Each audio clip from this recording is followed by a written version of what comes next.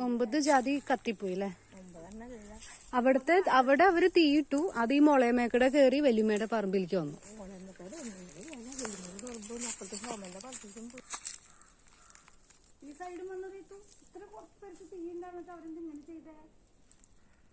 അല്ല, എന്നിട്ട് അവര് അണയ്ക്കാനൊന്നും നോക്കിയില്ലേ? ഓ, വീട് കത്തിക്കണല്ലോ.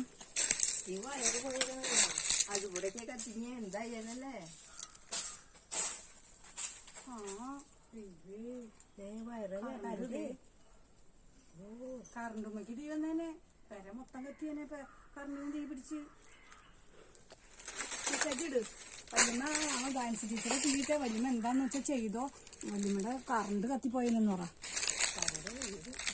വീട് കത്തിയന്നെ, അതാണ് പറമ്പ് പിന്നെ ഓക്കെ, വീടിന് എന്തിനും പറ്റിയ